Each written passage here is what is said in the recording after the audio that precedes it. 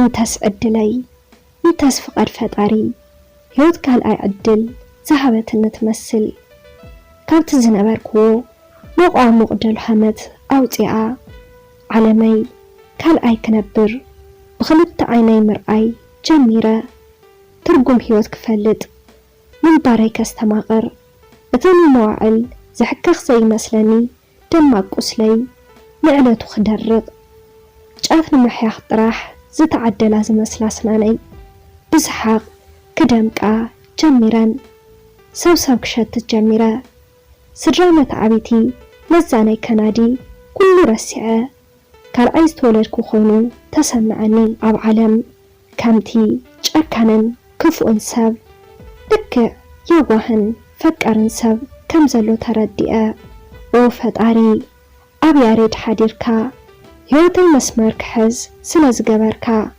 مسكانا نعخا يخون إلى ادخلو زجبر اللي فتاري مسكانا يبتحا كي ودعخو حبوسي كي يخلف فرحة اندع فرحة سمحالي بحال ولدتي أويتي عوزي حز زلخو كتمايو مولدي أنا ترح يولادهم عدي هتسان حمشت عمت النحلخو إيا مويتا عبيقن من مخاني يفلدن عدي بسانكي عبدا ما زنبرا HIV ببزحات زمانات كابسب تقليلا تنبر كم زنبرات نايم موتي مخنياتون اتحمام مخانو لب مسكبركو بقربا زفلطوا سبات زعللوني زانتايو عدي أمنا تبقتي كم زنبرتن كونو جن نعي كتأبي مزنبر حمامون تدميرو أسياتو قساقيلا كم زنبرتن نقاروني ولاديتي نفسها شيطا نعي تعيلو أب زنبرت أوان حاجة معالتي مس حاجة نايت كاتما فلوت سب داكيسا صوتاو ركب أب تفتمالو ساعات اتكوندوم كقدد بمخالو أمانغوت سبعين ولاديتين قنصي تفترة بزقات أمي زتدنا جزء اتسبعي ما تخونت بقليلو كحلفو أي ترعيون ولاديتين كوني الكيخي كقدد جيركيو بموال حاني قتلا كعلا بوليس ولاقوا ما تقبانيا هزو ما فردي كغربون تخعلا اتودقن يدلو يحسن زنبرا أركل التورحي كم استفتحن معلاتو أد خمز غيران نجرو مني انتاي موخ كبر زفسا سدم ولاديتي بمن دايق ملسويلة بزو حبز حسبلو زج انغالون ساعات حدا حساب مزالي ولاديتي نا HIV تشكامت كوينا نعيب تولدلو جيزي بزتفترة نا حكم الناس حتت التفايرس ناباي كم زحالفن عناون تشكامت التفايرس مخاني أبقسانا بزرخبكو نحكمنا مردعتا كفلتك إليا سلازي نحطوي ملسي زرخب كلو كوينو تسمعني بقى كاو حجي عيون اشتي بزي مفلاي نخلم دك تبعتيو أو حيواناوي نتس أودياي بمئتاو بتفايرس كلكف مقبار إذا خوينو حسابي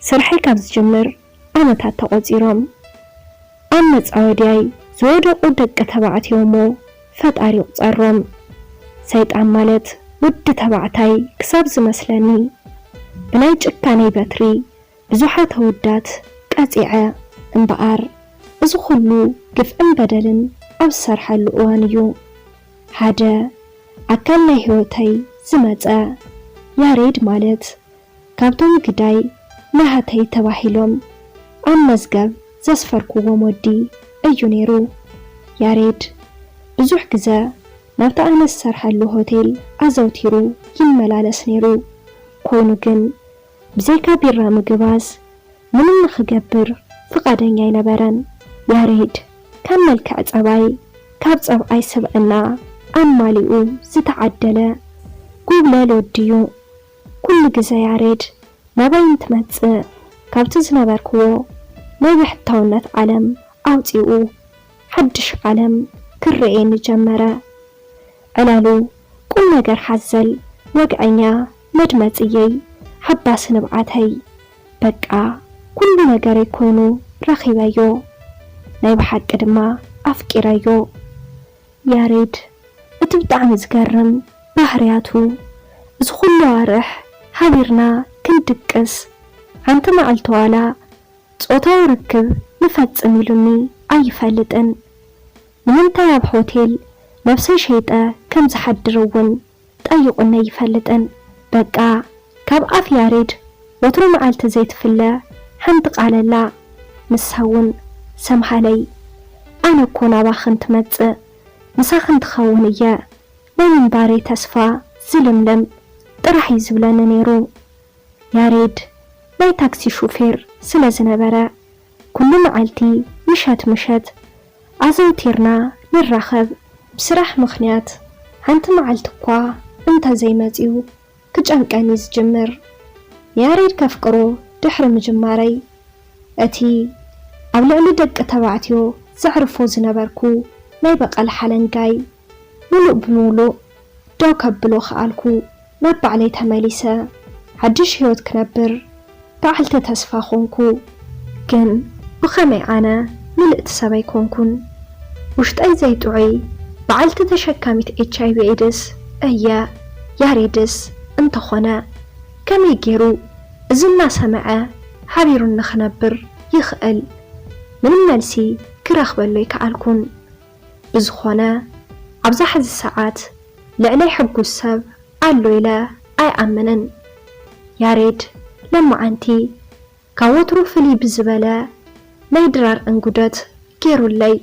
ድራር በሊዕና ድሕሪ ምውዳእና ያሬድ ኣብ ቅድመይ ብምንብርካኽ ሰምሃለይ ናይ ዘለዓለም በዓልቲ ቤት ኣይኩኒ ክብል ናይ ተመርዓውና ሕቶ ኣቕረበለይ። ኣነ ብሓጓስን ድንጋጸን ንብዓት ክቆጻጸሮ ኣይከኣልኩን።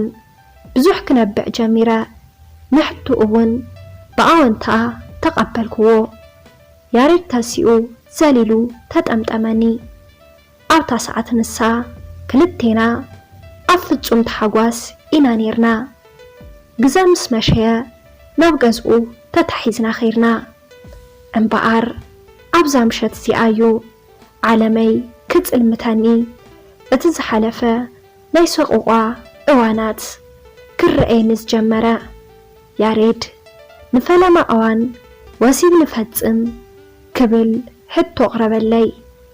ውሽጠይ ክፈርሕን ክደናገጽን ተሰምዐኒ። ክድንግጽ ዝኽኣል ኩሉ ዋና ምኽንያት ድማ እቲ ዘለኒ መንነት ያሬድ ክፈልጥ እዩ።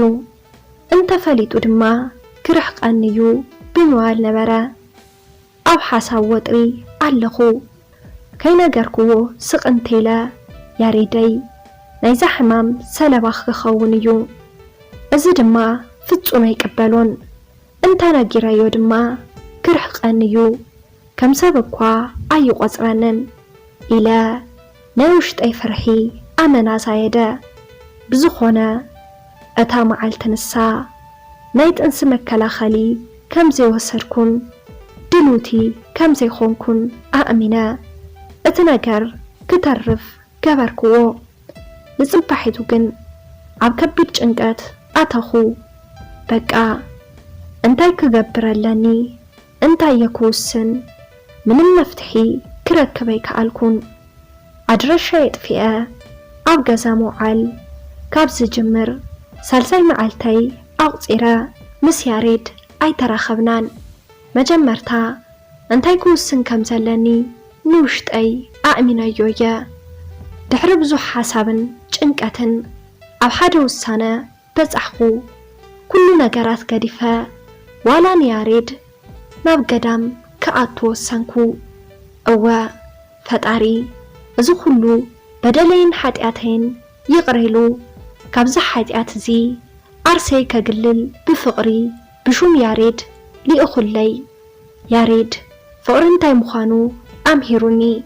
ፍቕሪ ማለት መሃብ እምበር ምቕባል ከም ዘይኮነ፣ ፍቕሪ ማለት ንባዕልኻ ምንባር ዘይኮነስ ንሰብ ምሟት ምዃኑ ብተግባር ኣርኢኒ ስለዚ እንታይ ዝገበረ ያሬድ ደኣ ብናተይ መዘዝ ዝቕጻዕ ካብታ ዕለት ንሳ ንድሕሪት ኣነን ያሬድን ተራኺብና ይንፈልጥን ናይ መወዳእታ መሰናበቲት ትኸውን ደብዳበ ብሰብ ላኣኽኩሉ እቲ ደብዳበ ከምዚ ይብል ነበረ ያሬደይ ናይ ልበይ ክምልሰልካ ንስኻ ፈቃር ዘይኾንካስ ፍቕሪኻ ፍቕሪ ድማ ንተፍቅሮ ሰብ መስዋዕቲ ምኽፋል ይሓትት እዩ ኢልካ ዝነገርካኒ ንስኻ ነርካ ኣነ እውን ናይ ህይወት መስዋዕቲ እንተዘይከፈልኩልካ ናይ ስጋ መንፈስን መስዋዕቲ ክኸፍለልካ ኣርሒቐ ይገይሸለኹ እሞ